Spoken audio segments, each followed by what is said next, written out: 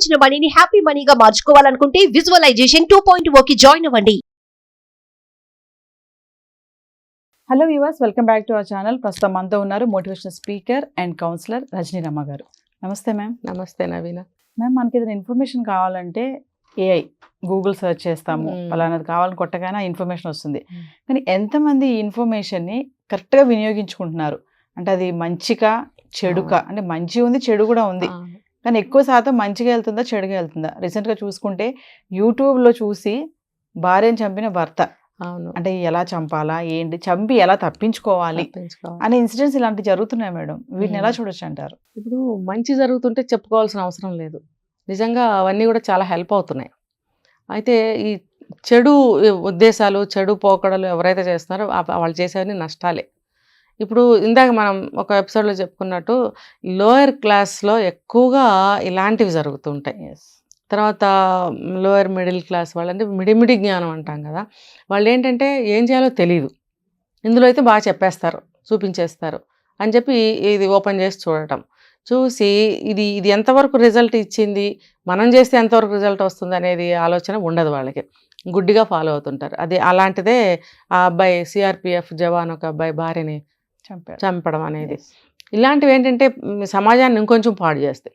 ఇప్పుడు యూట్యూబ్లో మనకి ఎన్నో మంచి చూపిస్తున్నారు, ఏది చూపించినా కూడా ఒక ఆపత్ సమయంలో ఒక మంచికి ఉపయోగించండి అని చెప్తున్నారు. మరి అలా ఎవరు చేస్తున్నారు? వాడు ఒక హత్య చేసినప్పుడో, లేకపోతే దొంగతనం చేసినప్పుడో, ఇంకోటి చేసినప్పుడో ఇందులో మనకు ఉపాయాలు దొరుకుతాయి. అందుకుందా యూట్యూబ్? సమాజాన్ని ఉద్ధరించడానికి, సమాజాన్ని అవేర్ చేయడానికి, ఒక మంచిని మెసేజ్ ఇవ్వటం కోసం ఛానల్స్ పాపం చాలా కష్టపడుతుంటే ఈ అడ్డమైన వ్యధోపాలన చేయడానిక? ఇలా అది చేయకూడదు. ఇంకా చెప్పాలంటే అటువంటివి దానికి కూడా ఏమన్నా కొన్ని పెట్టుకోవాలి, యాప్స్ లాంటి వాళ్ళు డైరెక్ట్గా ఓపెన్ అవ్వకుండా అలాంటివైనా మెయింటైన్ చేయాలి. చేస్తే వాళ్ళకి ఎంత చదువుకున్న వాళ్ళు ఉండరు వాళ్ళల్లో, ఇంకా ఉన్నారంటే మనం చెప్పలేము. అందుబాటులో లేకుండా దానికి కూడా లాగిన్ అవ్వటము, ఏదో ఒక పాస్కోడ్లు పెట్టడము, దానికి ఏదో పేమెంటు అలాంటివి పెడితే కండిషన్స్, వాళ్ళు అంత తొందరగా దాన్ని చూడలేరు. ఇంకా చదువుకున్న వాళ్ళు అంత దరిద్రంగా బిహేవ్ చేస్తారంటే నేను ఇక్కడ విషయం ఏంటంటే అదే కదా మేడం, చదువుకున్న వాళ్ళే ఇట్లాంటి పనులు చేస్తున్నారు, చదువుకోలేని వాళ్ళు కాదు. అంటే అదే ఇప్పుడు కోరికలు అందరికీ కామన్ అయిపోయాయి, విషయాలు థింగ్స్ ఏది చూసుకున్నా కామన్ అయిపోయాయి. ఈవెన్ ఒక 1000 రూపాయలు పెట్టి టికెట్ కొని సినిమా చూడాలంటే బాటంలో ఉన్న వాళ్ళు, హై క్లాస్ వాళ్ళు కూడా సమానంగా ఎంజాయ్ చేస్తున్నారు సినిమాని. అంటే డబ్బు ఎక్కువైపోయి ప్రతిదీ ఎంజాయ్ చేతిలో ఉందన్నీ వాళ్ళకి, ఆ చేతిలోది వాళ్ళు ఎలాగ దుర్వినియోగం చేస్తున్నారు, మంచికి ఉపయోగించట్లేదు. ఆ సలహాలు తీసుకుని ఇల్లు బాగు చేసుకోండి, లేకపోతే ఒక మంచి జాబ్ ఎలా కొట్టాలని చూడండి, ఒక ఇంటర్వ్యూకి ఎలా అటెండ్ అవ్వాలని చూపిస్తున్నారు, అది నేర్చుకోండి. మీరు చదువుకునే ఉంటారు కదా, చదువుకున్నప్పుడు మీరు అలాంటివి సలహాలు తీసుకోండి, మీ లైఫ్కి ఇంకెంత బాగుంటుంది. దయచేసి ఇలాంటివి చేయొద్దని నేను కెమెరా ముఖంగా చెప్తున్నాను. దానివల్ల ఏంటండి లాభం ఏంటి?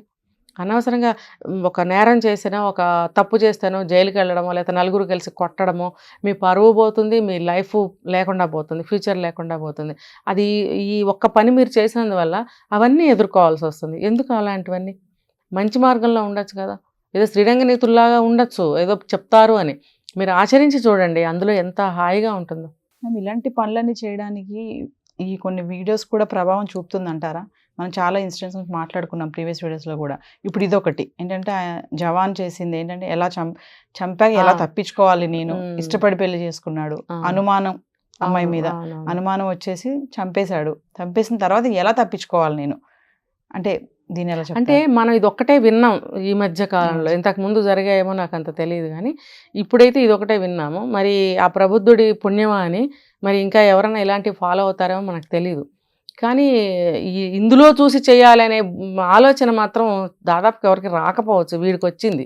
గతంలో ఉంది కదా మేడం, డెలివరీ చేశాడు భార్యకి, అది మంచిగా నిజంగా ఇలాంటివి నేర్చుకుంటే ఒక మగవాడిని నిజంగా అభినందించవచ్చు, సన్మానం చేయొచ్చు.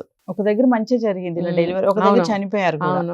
అంటే ఎలా వాడుతున్నారు ఈ ఛానల్లో వచ్చినటువంటి వీడియోస్ కానీ, యూట్యూబ్లో పెట్టే వీడియోస్ కానీ, మంచి ఎక్కువ లేదు, చెడుకే.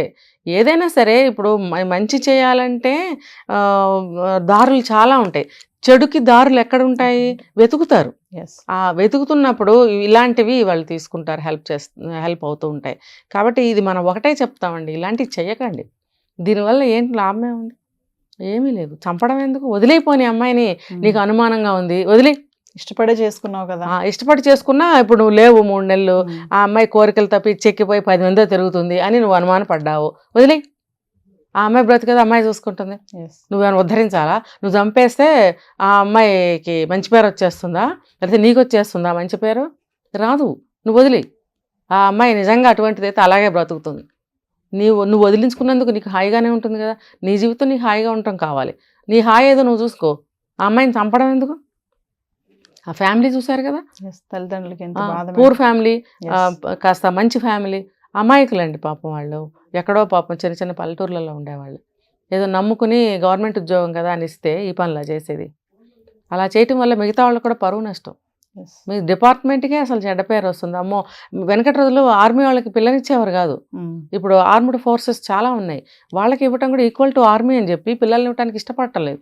ఇలాంటివి చేస్తే ఇంకా మీ పెళ్ళిళ్ళుగా ఆలోచించుకోండి. పెళ్ళి అయిన వాడికి మళ్ళీ పెళ్ళి కాదు, ఇవి చూసిన వాడికి పెళ్ళి కాని కుర్రవాళ్ళకి పిల్లనివ్వరు ఎవరు. వాళ్ళకి అమ్మాయిలకి సంబంధాలు వేరే దొరకపోవు, వీళ్ళకే పిల్ల దొరకదు. అది ఆలోచించుకోవాలి. Thank you ma'am. సుమన్ టీవీలో మీ పర్సనల్ అండ్ బిజినెస్ ప్రమోషన్స్ కోసం కింది నెంబర్కి కాంటాక్ట్ చేయండి.